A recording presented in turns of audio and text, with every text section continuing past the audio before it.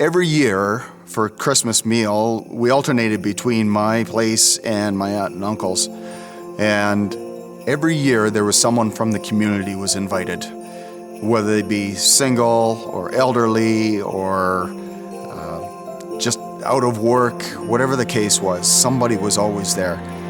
And when I look back at it now, that's what really tied the whole meaning of Christmas together, is reaching out to the community. A story that makes me think about love takes me back to Montreal a few years ago when my kids were just young, and we're walking down Old Montreal, the street in Old Montreal, and there were some street people out there with their hands out. And I tend to be cheap, and I would just walk by them, pay no attention to it, and then noticed my son had pulled away. And I turned and looked back at him, and here he was digging in his pocket, giving the little that he had to this person.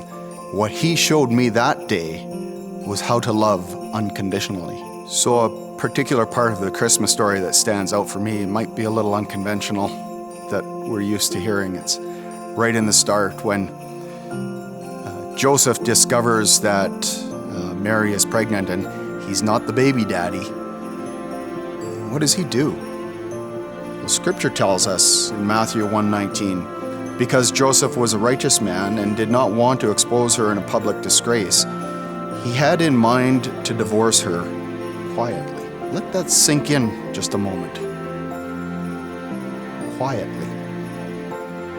Joseph could have gone into a rant and publicly shamed her and divorced her, even had her stoned back in the day, and no one would have given it a second thought.